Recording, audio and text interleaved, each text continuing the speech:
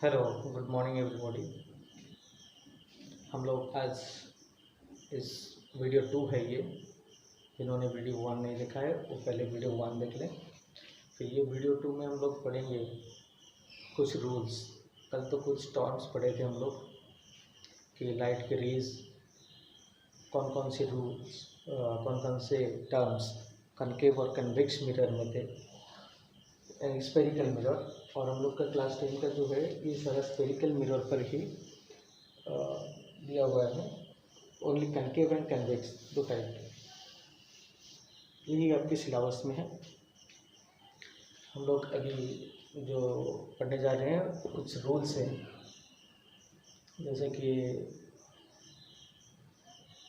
Light के raise जो है वो कौन कौन से रूल फॉलो कर रहे हैं।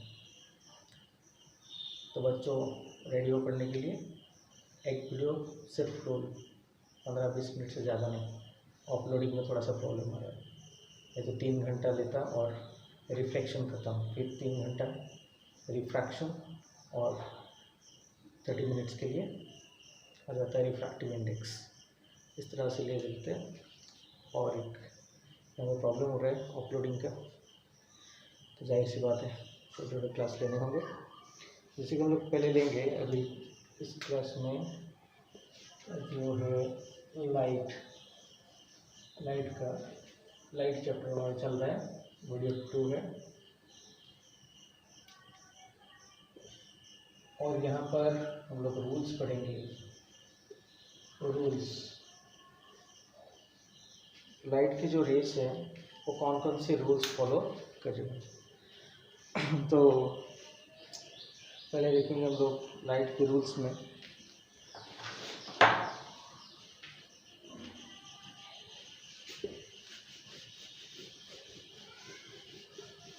थोड़ा सा ऊपर लिख लेते हैं रूल्स।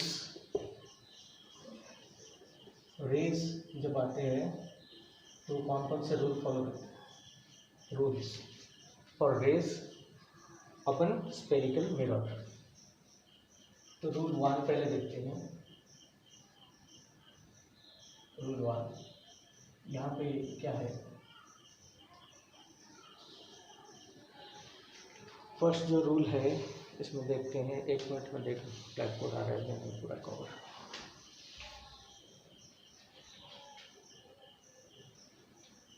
ऊपर का नहीं दिख रहा है, यहाँ नहीं दिख रहा है।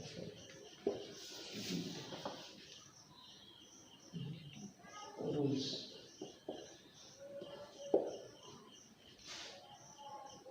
तो फर्स्ट रूल क्या है, हम लोग कल पढ़े थे, जैसे कि एक कनकेव रूल 1 है ये। कनकेव मिरर लेंगे, स्पेरिकल मिरर, कनकेव मिरर। एम कल मैं बोल रहा था एपर्चर, एक टर्म मैंने छोड़ा था वहाँ पर टाइम की वजह से। तो एपर्चर क्या है, ये एम से एम तक की जो डिस्टेंस है ये इसको एपर्चर कहते हैं। एपर्चर के बारे में भी बताता रहूँगा, तो इसमें कुछ इतना इम्पोर्टेंट टर्म नहीं है, फिर भी ये जो है यहाँ से यहाँ तक का इसको एपर्चर कहते हैं।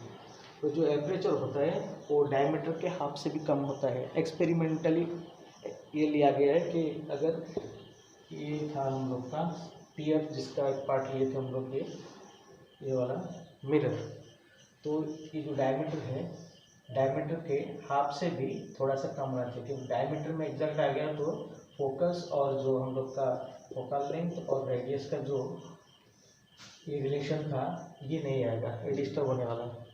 तो इसलिए ये फोकस और इसको मैच करने के लिए हम लोग लेते हैं यहाँ से एम ये वाला पीस ले लिया यहाँ पे मिरर।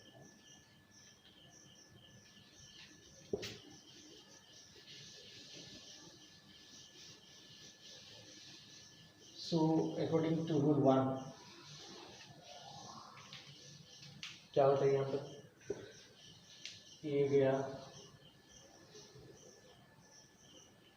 प्रिंसिपल एक्सिस, कल बताया था। यहाँ पे पी फॉर पोल, ये आ गया सेंटर ऑफ कर्वेचर, ये आ गया principal focus. When rays of light, एक ही रे देखते हैं पहले क्योंकि रूल्स देखना है। एक रूल, एक कोई भी एक रे जिस रूल को फॉलो करेगा सभी रूल इसी को फॉलो करेंगे। तो इसी तरह से एक ही जो रे है उसी को देखते हैं। पहले अगर ये ray parallel, when a ray comes parallel to the principal axis on a concave mirror, concave mirror पर आता है तो ये फोकस लेकर रिटर्न करेगा, फोकस से फिर रिटर्न आ जाएगा। ठीक दिख रहा है? बढ़िया। तो कन्वेक्स के लिए ले लेते हैं, कन्वेक्स दोनों एक साथ निपटा लेते हैं। कन्वेक्स में ये आ गया प्रिंसिपल एक्सिस, इसका फोकस किधर आएगा, सेंटर ऑफ कर्वेचर यहाँ आएगा, फोकस हाफवे में यहाँ पे आएगा प्रिंसिपल फोकस, ये हो गया सेंटर ऑफ कर्वेचर। कर्वेचर इधर है मतलब इधर रिफ्लेक्टिंग सरफेस आप जिधर भी ले सकते हो। अगर इस तरफ रिफ्लेक्टिंग लिए तो हो गया कन्वेक्स, अगर उस तरफ ले लिए तो हो गया कनकेव, वो बात अलग है। अभी हम लोग कौन से केस ले रहे हैं, when rays coming parallel to full one में ray which is parallel to rays coming parallel to the principal axis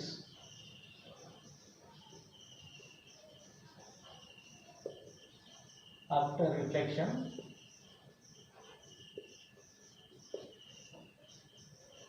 passes through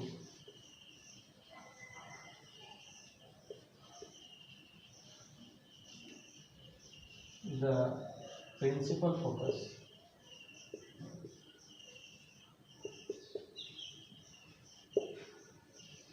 तो यही रूल फॉलो करने वाला है कनकेव कन्वेक्स के केस में भी।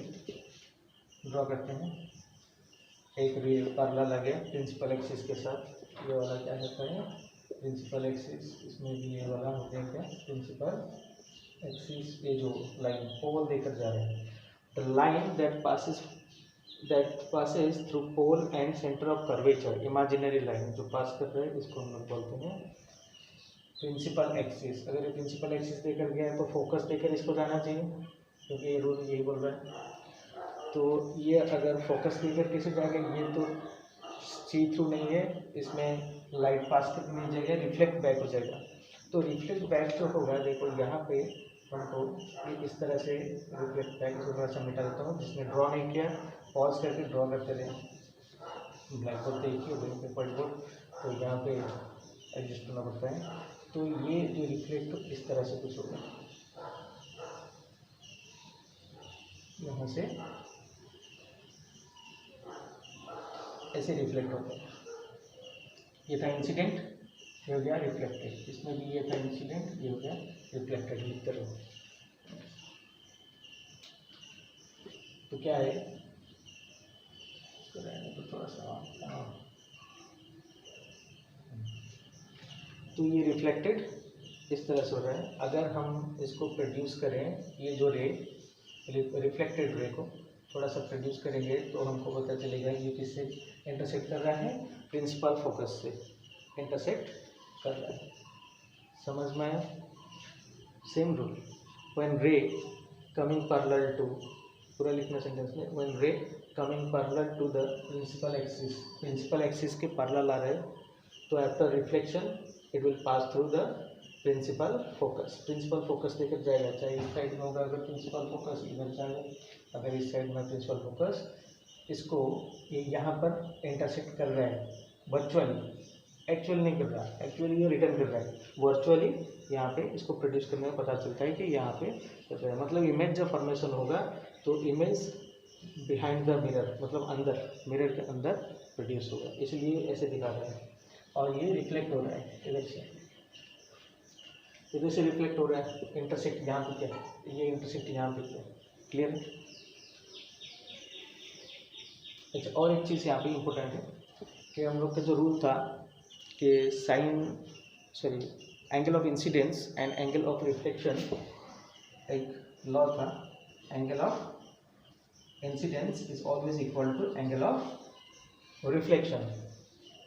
ये वाला यूनिवर्सल लॉ है, मतलब ये हर जगह फॉलो होता है, चाहे वो किसी तरह का मिरर हो, ये ज़रूर फॉलो होता है। तो हम लोग देखते हैं कि ये रूल यहाँ पे फॉलो हो रहा है। देखो ये जो है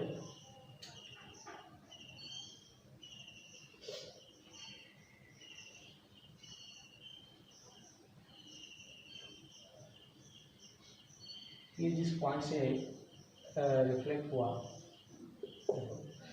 ये जिस पॉइंट से रिफ्लेक्ट हुआ, थोड़ा सा और सीख मान लो स्ट्रेट है, ड्रॉ करने में थोड़ा डिफिकल्ट होगा। तो ये जो पॉइंट, जिस पॉइंट पर इंसिडेंट हुआ वहाँ पे हम लोग एक नॉर्मल ड्रॉ कर लेते हैं। नॉर्मल कैसे होगा, एक कर्व्ड सरफेस है उसके लिए नॉर्मल कैसे होगा। आप लोग ज्योमेट्री अच्छी तरह से जानते हो, सर्कल के बारे में पढ़े हो, तो सर्कल का एक पार्ट ये जो है आर्क बोलते हैं इसको। तो यहाँ से सर्कमफ्रेंस का एक ही पार्ट है, कोई पार्ट। तो यहाँ से अगर हम इस पॉइंट की बात करें, यहाँ से एक रेडियस खींचते हैं, तो रेडियस हमेशा क्या आता है, टेंजेंट के साथ परपेंडिकुलर होता है।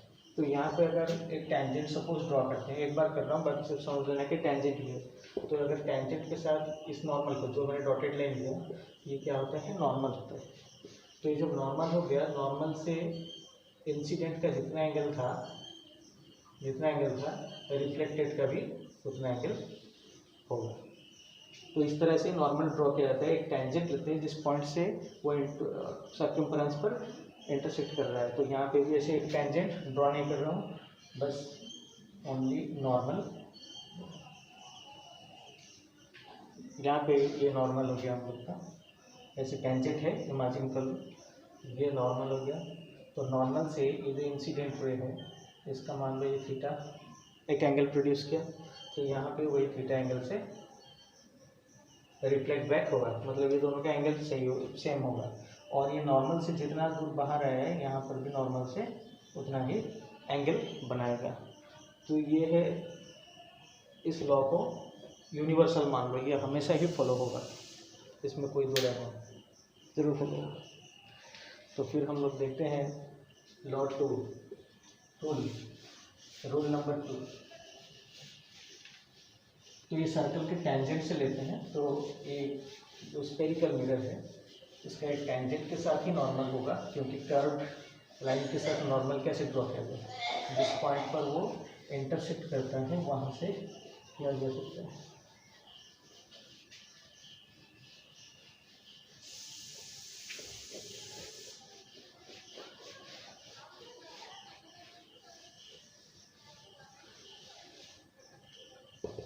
तो बच्चों सेकंड केस देखते हैं, ये कौन सा रूल है फॉलो कर रहे हैं जो देखते हैं आ रहा है, ठीक है।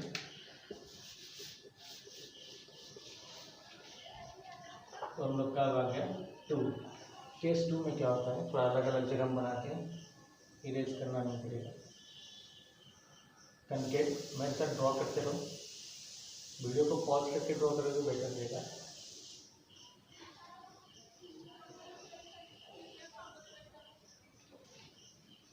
पी, यहाँ पे सी ले लो, हो गया ये। और ये क्या है, प्रिंसिपल ये हो गया that passes through centre of curvature and pole. तो मिड पॉइंट में पहले वाले केस में हम लोग देखे कि पैरेलल आया तो फोकस देकर रिटर्न कर रहा था। अभी इस केस में हम लोग देखेंगे कि अगर फोकस देकर आया तो क्या होता है। फोकस देकर लेते हैं, चलो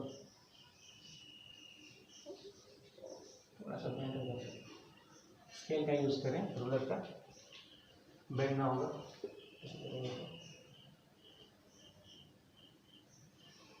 तो ध्यान दीजिए यहाँ पे टेंजेंट के साथ एक आ रहा होगा जैसे परपेंडिकुलर। तो यहाँ पे ये फोकस देकर इंसिडेंट आ गया। अगर इंसिडेंट आने के बाद क्या होगा, ये यहाँ से देखो, ये एक सपोज नॉर्मल हो गया, ये नॉर्मल किससे होगा, देखो ध्यान रखो कि नॉर्मल हमेशा एक रेडियस ही हो सकता है। टेंजेंट को इंटरसेक्ट परपेंडिकुलरली कौन करेगा, रेडियस ही करेगा। तो रेडियस कहाँ से आएगा, सेंटर ऑफ कर्वेचर। जब रूलर यूज़ करें तो यहाँ पे ऐसे रखें, क्योंकि यहाँ से जो आएगा इसको यहाँ पे डॉट न करके उस रूलर को फॉलो करके यहाँ से इस जगह से जिस पॉइंट पर वो इंसिडेंट हुआ है वहाँ से एक नॉर्मल ऐसे ड्रॉ कर सकते हैं। ये हो जाएगा नॉर्मल। ये सेंटर ऑफ कर्वेचर से डायरेक्टेड होना चाहिए, मतलब इसको कोइंसिडेंस होना चाहिए सेंटर ऑफ कर्वेचर से, क्योंकि रेडियस अगर इस सर्कल का या स्फीयर का हम लेंगे तो सेंटर ऑफ कर्वेचर से ही लेंगे। तो इसके साथ रूलर को मैच करके यहाँ पे ड्रॉ कर सकते हैं बड़े आसानी से। वो वही आएगा, एकदम टेंजेंट की ज़रूरत ही नहीं पड़ेगी, तो जिस पॉइंट पे इंटरसेक्ट किया है। तो इंसिडेंट रे है, तो ये रिफ्लेक्टेड यहाँ से जितना एंगल, सपोज ये 20 डिग्री का आया तो ये भी 20 डिग्री के रिटर्न करेगा। अब इसको देखो पैटर्न क्या फॉलो कर रहा है, फोकस देकर आया और सेम एंगल से जब रिफ्लेक्ट बैक करता है तो सेम एंगल भी बनाता है ना, तो ये क्या हो जाता है फिर पैरेलल आ जाता है प्रिंसिपल एक्सिस के साथ। तो ये रूल क्या हो गया, रूल 2 में क्या लिख सकते हैं हम लोग, व्हेन ए रे comes intersecting या comes through लिख सकते हैं, comes through the focus, the principal focus, the principal focus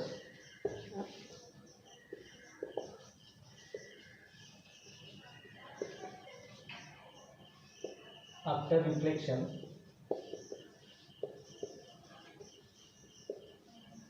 it goes through, it goes parallel, it after reflection it goes parallel to the principal axis, parallel to the principal axis। ये rule 2 था, इसको convex में भी draw कर सकते हैं ऐसे, convex non reflecting surface.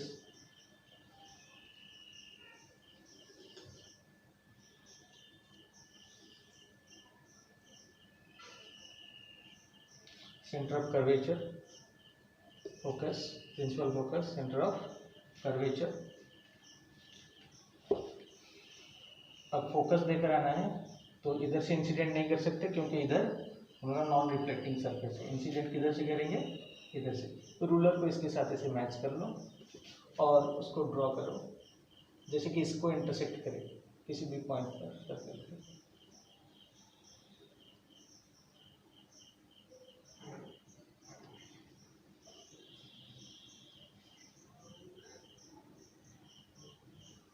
मान लो फोकस देखे जा रहे थे, अगर जाते तो कैसे होता है, ये तो नहीं जाएगा क्योंकि इधर ये लाइट को पास नहीं करेगा क्योंकि ये मिरर है, लाइट रिफ्लेक्ट करेगा। तो यहाँ पे देखो ये सेंटर ऑफ कर्वेचर हो गया, तो यहाँ से एक रूलर को मैच करते हुए यहाँ पे हम लोग क्या कर सकते हैं, एक परपेंडिकुलर और नॉर्मल ड्रॉ कर सकते हैं। अब यहाँ पे नॉर्मल से उतना ही डिग्री, जितना डिग्री में यहाँ पे आया, सपोज 15 डिग्री से आया तो यहाँ से भी 15 डिग्री से ही रिफ्लेक्ट बैक, ये भी 15 डिग्री होगा। तो इंसिडेंट का जितना एंगल रिफ्लेक्टेड भी उतना एंगल होगा। तो ये अब बना क्या, ये 15 डिग्री आ गया तो ये इधर भी 15 डिग्री के ही आएगा नॉर्मल के साथ। तो उस एंगल से कुछ लेना देना नहीं है, यहाँ पे ड्रॉ कर लिए हम लोग को। इंसिडेंट फोकस के थ्रू जा रहा था, मतलब इमेजिनरी लाइन जा रहा था, तो ये रिफ्लेक्ट किया क्योंकि मिरर है, रिफ्लेक्ट सेम साइड में रिफ्लेक्ट किया तो ये पैरेलल हम लोग को देखने को मिलता है कि ये पैरेलल हो गया किसके साथ, प्रिंसिपल एक्सिस के साथ। तो ये हम लोग का सेकेंड रूल बन गया।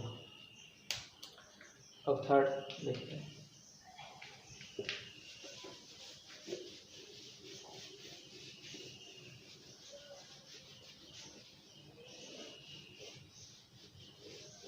थर्ड रूल क्या आता है, यहाँ पे लाइट को हम जो रे है उसको सेंटर ऑफ कर्वेचर से पास कराएंगे, फिर फॉल रे कर देते हैं। चार ही केस है, तो ये केस 3 यानी रूल 3 हम लोग को मिलने वाला है। केस 3 में हम लोग क्या देखेंगे, concave mirror,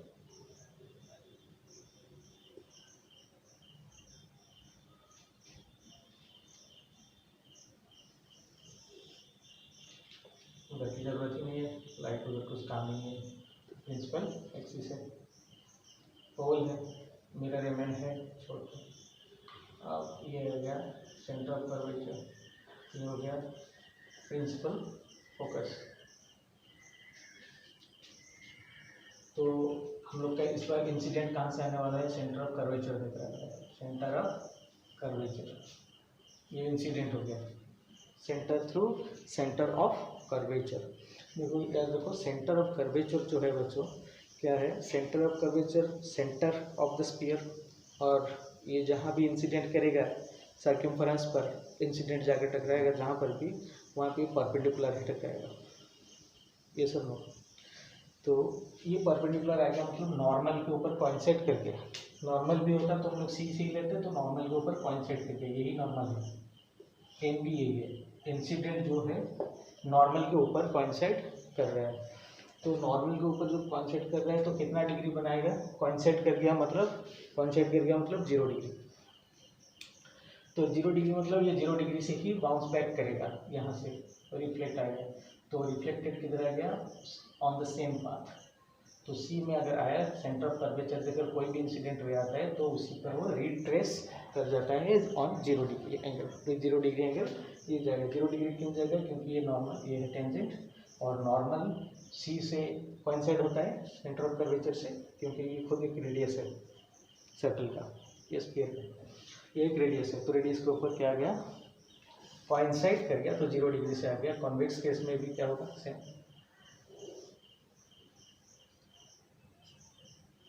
centre of curvature, focus जरूरत तो नहीं है, कहीं इधर उधर तो आगे चलेगा, फोकस की जरूरत नहीं है।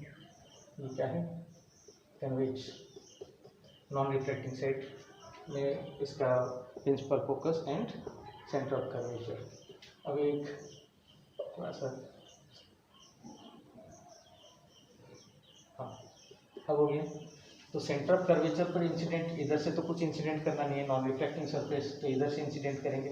मान लो इधर से थोड़ा कर लेते हैं नीचे से, उसको डिस्टर्ब क्यों करें, इधर से कर लेते हैं। तो यहाँ से रूलर को यहाँ तक सेट कर लो किसी भी सर्कमफरेंस से, यहाँ पे किसी पॉइंट पे टच कर रहा होगा ये वाला, तो इसको यहाँ से मान लो ये इंसिडेंट है, एक रे इंसिडेंट हो रहा है, किस डायरेक्शन में हो रहा है, ये अगर जाकर प्रोड्यूस करें तो इंटरसेक्ट किस में करेगा, ये सी पर इंटरसेक्ट करेगा, अगर प्रोड्यूस करें तो सी से इंटरसेक्ट करता है। ड्रॉ करते रहो, वीडियो को पॉज करो, ड्रॉ करते रहो। बुक में तो दिया है सब कुछ, लेकिन ड्रॉ करोगे तो तुमको खुद को पता चलेगा एक किस तरह से रे किधर से आ रहा है और जा रहा है, क्योंकि बुक तो एक फिक्स फोटो के जैसा है। तो हम जो ड्रॉ करते हैं तो बदलते हैं कि यहाँ से इंसिडेंट पहले हुआ, फिर रिफ्लेक्टेड कहीं से, तो ये क्या होगा, ये देखो यहाँ से भी ये टेंजेंट से इंटरसेक्ट कर रहा है सेम पॉइंट में, ये भी सेम रेडियस के से, जो वहाँ पे ये रूल यहीं पे भी फॉलो करता है। तो ये 90 डिग्री में हो गया, मतलब ये रिटर्न किधर करेगा, इधर नहीं, इधर रिटर्न कर जाएगा, क्योंकि इधर रिफ्लेक्टिंग सरफेस है। तो 0 डिग्री पर थीटा 0 डिग्री पर रिटर्न कर गया, मतलब कोइंसाइड कर जाता है जब परपेंडिकुलर में आ जाता है। मतलब परपेंडिकुलर तो आएगा ही, क्योंकि ये रेडियस है, इसको देखो ये क्या है, इसका रेडियस है, ये भी एक रेडियस है। तो रेडियस जो होता है ये सर्कमफ्रेंस के जिस पॉइंट पर इंटरसेक्ट करता है वहाँ पे परपेंडिकुलर में करता है। तो परपेंडिकुलर हमारा नॉर्मल हो गया, तो नॉर्मल के साथ एक कोइंसाइड हो गया। यहाँ पे भी ये एक रेडियस है, यहाँ से भी एक रेडियस ले सकते हैं, यहाँ पे भी एक रेडियस है, सारा रेडियस ही तो, यहाँ से एक रेडियस, यहाँ से सब रेडियस ही होता है। सेंटर ऑफ कर्वेचर से सर्कमफ्रेंस का कोई भी पॉइंट एक रेडियस होगा। अब रूल 4 देखते हैं।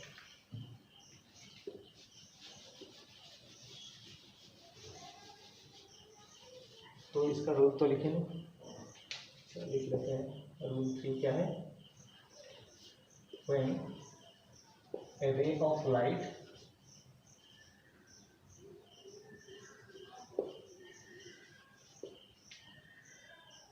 comes passing through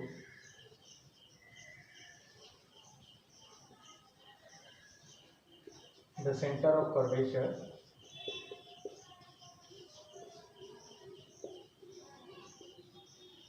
और C, अगर C देखा जाए, it will retrace the same path with 0 degree from normal, because hypotenuse normal और जो रेडियस जो है ये कोइंसाइड कर जाएंगे। ठीक है, ये समझ में अगर अब फोर्थ देखते हैं, फैन बंद किया होगा जल्दी इसको, लेकिन समझते रहो थोड़ा थोड़ा लेकिन समझते जल्दी ये समझते हैं, इसलिए भी लोग लॉकडाउन में क्लास नहीं हो रही तो यहाँ से थोड़ा समझते रहो, बुक में रिलेट करते रहो। ऑनलाइन में भी आएंगे, वहाँ पे डाउट्स ओनली डिस्कस करेंगे। ऑनलाइन पे हम लोग क्या करेंगे, ओनली डाउट्स डिस्कस करेंगे। बेवजह कोई वहाँ पे ये कॉन्सेप्ट नहीं पढ़ाना है, कॉन्सेप्ट तो बुक ही में पढ़ाना है। तो पहले बुक का जो सिलेबस में है उन चीज़ों को कुछ थोड़ा थोड़ा करके 15 मिनट या 20 मिनट का वीडियो बनाकर आसानी से अपलोड कर लूँगा, उसको रेगुलरली आप लोग देखते रहें और एनसीईआरटी बुक को पूरी तरह से पढ़ते रहें। उसमें कंटेंट जो होता है वो एग्ज़ाम के पॉइंट ऑफ व्यू से होता है, उसका कंटेंट और उसके क्वेश्चंस भी जो कम थोड़ा सा क्वेश्चन होता है लेकिन इम्पोर्टेंट क्वेश्चन होता है, उन क्वेश्चंस को कर अगर एनसीईआरटी एग्जाम्पलर किसी के पास है साइंस का तो उससे भी प्रैक्टिस करते रहो। उसमें थोड़ा सा चैलेंजिंग क्वेश्चन होता है, उसको चैलेंज भी कर सकते हैं एनसीईआरटी का। एनसीईआरटी एग्जाम्पलर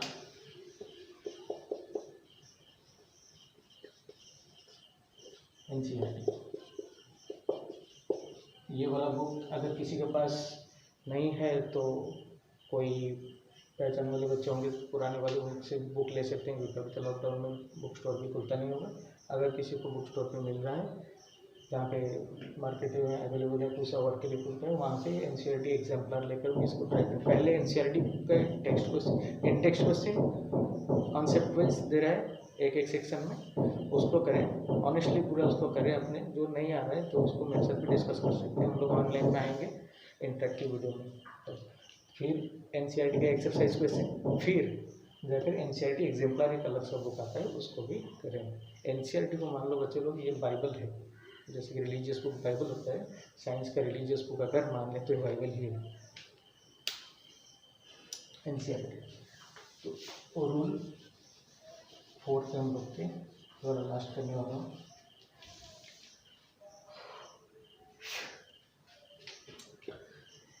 रूल 4 कौन सा रूल 4 पूरा रूल फॉलो कर रहे हैं देखेंगे। वही पहले कनकेव से स्टार्ट करते हैं। ये गया प्रिंसिपल एक्सिस,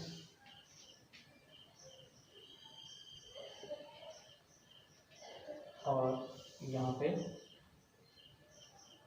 प्रिंसिपल फोकस, और यहाँ पे इसका डबल लिंक में सेंटर ऑफ कर्वेचर ले दिए। यहाँ पे पोल लिखना नहीं भूलेंगे, MNAB कुछ भी ले सकते हैं। MN लेंस का नाम है, सेंटीमीटर का नाम है, और ये क्या है प्रिंसिपल एक्सिस। इतना है। तो जो पोल है, एक चीज़ और भी यहाँ पे देखो, जिस तरह से सेंटर ऑफ कर्वेचर से हम लोग का सर्कम्फ्रेंस का किसी भी पॉइंट पर क्या हो रहा था, रेडियस हो रहा था। तो यहाँ पे एक चीज़ देखो, यहाँ पे सेंटर ऑफ कर्वेचर, ये जो पोल है एग्जैक्ट इसी पॉइंट पर भी हम लोग लेंगे तो भी ये क्या है, रेडियस ऑफ कर्वेचर। इसका रेडियस है कि यहाँ से जो होता है रेडियस, यहाँ से जितना ही पूरा सर्कल आ जाता है, एस पी है 3 डायमेंशन में। तो यहाँ पे ये क्या हो गया, एक रेडियस हो गया। मतलब यहाँ पे ये कितना डिग्री करता है। यहाँ पे अगर एक टेंजेंट ले लें, ये टेंजेंट क्या होता है, टेंजेंट इज ए लाइन, पता होगा लोअर क्लास में है 8 या 9 में, 8 में होगा। Tangent is a line that intersect the circle मतलब the corresponding circle। नहीं तो ये सर्कल लिख लेता हूँ, circle only at one point, किसी वन पॉइंट से ही उसको इंटरसेक्ट करता है। देखो ये जो टेंजेंट गया इसको पी पॉइंट पर ही इंटरसेक्ट कर रहा है, तो इसको टेंजेंट बोलेंगे। टेंजेंट जो है, टेंजेंट से रेडियस होने से क्या होता है, परपेंडिकुलर होता है। ड्रॉ नहीं करता हूँ, परपेंडिकुलर रेडियस इसको भी इस तरफ से अगर प्रोड्यूस कर रहे हैं तो यहाँ पर मैं ड्रॉ कर सकता हूँ, या फिर इस तरफ से भी कर सकते हो इसमें फिर से, लेकिन उनको वहाँ पर कमजी हो गया ना समझने के लिए। अब हमारा जो असली काम है उसमें आएंगे, रूल क्या फॉलो कर रहा है, टेंजेंट को मिटाओ यहाँ से। हम लोग का जो 4th रूल है उसको देखेंगे। तो इसको भी Euclid geometrical point of view से इम्पोर्टेंट है सर्कल के लिए। 8 क्लास में पढ़े हुए 8 या 7 में पढ़े। चलो और लेते हैं। ये जो फोर्थ है इसमें क्या होता है, हम लोग का सेंटर ऑफ कर्वेचर में गया, फोकस में गया, पार्लर गया, फिर सब कुछ देख लिए 3 केस। और ये फोर्थ केस में क्या होगा, एग्जैक्ट हम लोग किसी एंगल से, किसी भी एंगल थीटा से हम लोग पोल पर इंसिडेंट कर लेते हैं, डायरेक्ट पोल पर। इंसिडेंट कहाँ पे हुआ, ये जो पॉइंट पोल पर। यहाँ पे टेंजेंट अभी ड्रॉ किए थे, यहाँ से ये टेंजेंट के साथ ये परपेंडिकुलर है, मतलब यहाँ से ये नॉर्मल हो गया, ये जो है ये नॉर्मल का काम करेगा, प्रिंसिपल एक्सिस इसके लिए नॉर्मल का काम करेगा। तो यहाँ से मान लो थीटा 1 डिग्री से आया, कोई भी एंगल से थीटा 1 डिग्री से आया, तो सेम थीटा 1 डिग्री से ये रिफ्लेक्ट करेगा यहाँ पे भी वही सेम एंगल थीटा 1, थोड़ा बड़ा दिखता है तो इक्वल टू देता है। तो ये इंसिडेंट है, ये रिफ्लेक्टेड रे है।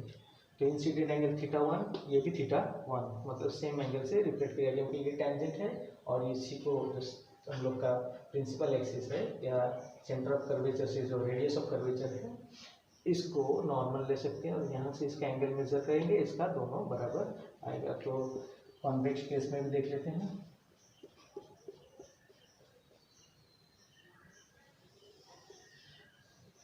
इधर इसका सी, इधर एफ,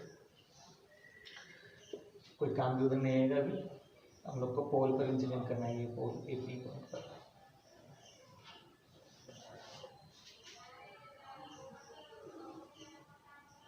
ये इंसिडेंट ऑन द पोल, तो यहाँ भी जितना एंगल हुआ, मान लो इसको थीटा 2, तो ये भी सेम थीटा 2 से ही रिफ्लेक्ट करेगा, पोल पर आ गया, क्योंकि यहाँ पे टेंजेंट सेम, फंडा सेम है, टेंजेंट ये परपेंडिकुलर, प्रिंसिपल एक्सिस इसका क्या हो जाता है, नॉर्मल हो जाता है। एंगल कहाँ से मेजर करते हैं, नॉर्मल से, नॉर्मल के अगल बगल दोनों आ गया सेम थीटा 2 थीटा 2। तो ये था फोर्थ रूल। तो फोर्थ रूल को क्या लिख सकते हैं इधर, fourth rule, when a ray is incident on the pole of a spherical mirror,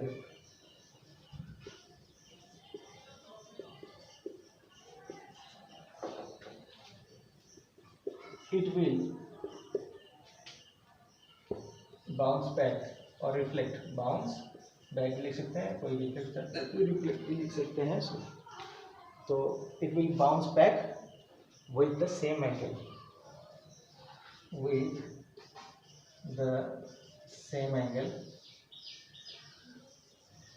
from the normal. Here normal is, here normal coincides the principal axis, या फिर रेडियस ऑफ कर्वेचर भी कह सकते हैं, प्रिंसिपल एक्सिस।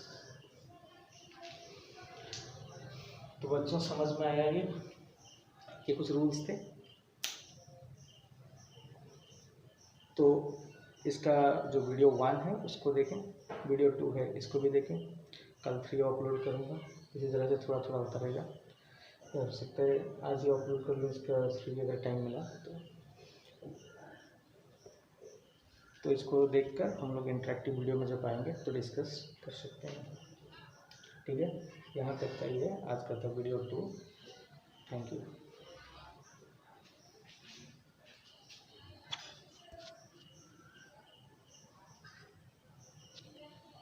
हाँ, याद है pause कर ये डेफिनेशन जो रूल्स हैं और इसको पॉज करके करते रहो। और आगे चलकर जब हम लोग न्यूमेरिक सॉल्व करेंगे, वो रिफ्रैक्टिव इंडेक्स में आने वाला, उसको यहाँ पर पॉज करके मैं तुम लोग को इंटरेक्टिव की तरह ही उसको यूज़ करना है। पॉज कर लेना, क्वेश्चन को ट्राई करना, फिर जब मैं उसको सॉल्व करूँगा फिर चेक कर लेना। इस तरह से करेंगे तो धीरे धीरे मसाले पकड़ेंगे। और डायरेक्ट इंटरेक्टिव में अगर सब कुछ करें तो ठीक नहीं आता। चलो ठीक, बाय।